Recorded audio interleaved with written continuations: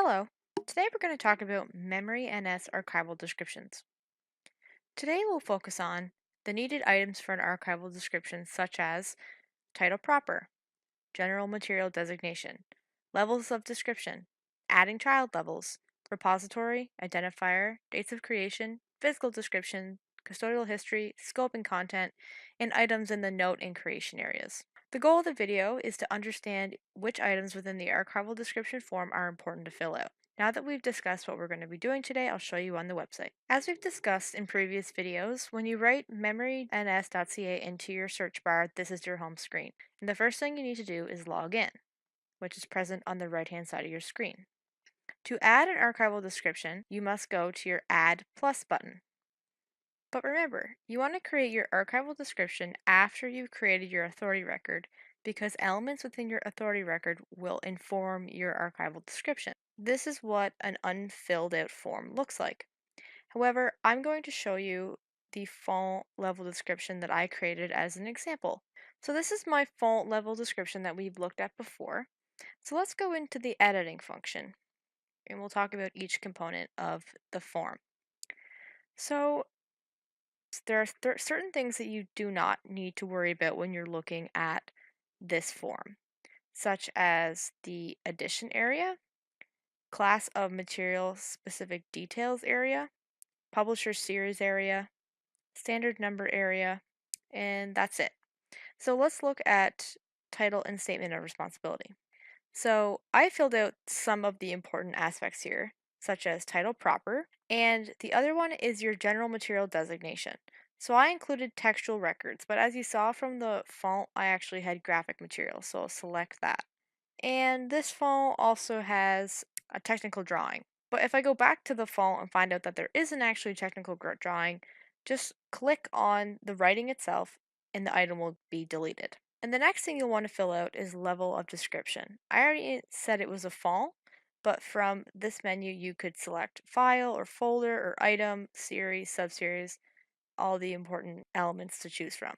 In one of the previous videos, we talked about adding child levels, and it's a great way to create the skeleton of your font without too much hassle. So for example, let's do,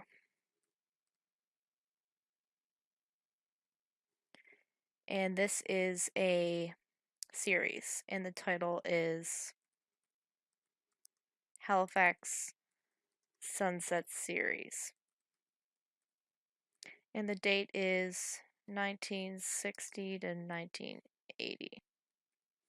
And then if you want to add another level, so we'll make this an item, so EX 12.1-2, this can be the item of a Halifax sunset, and it was taken in 1960. And say you add something, but it's incorrect, you just delete it by clicking this X button, and this will show up whenever you save your font level description. Repository is also important, which you can see here, Council of Nova Scotia Archives. The font level identifier is EX123, and then of course you need your reference code. So this first element of the form is complete. The next section we want to fill out is the dates of creation area.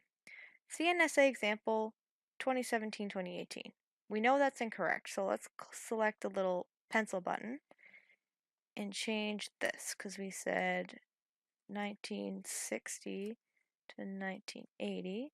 And when you change that and click out of that section, the start and end dates auto-populate themselves. And to look back at this, CNSA example was the creator of this font, so hence why I have creation, and then you select submit. So that area is done. Physical description area. So I said that there's 20 centimeters of textual records, but like I said, we know that we have 10 black and white images and 5 colored images. And then that section is finished.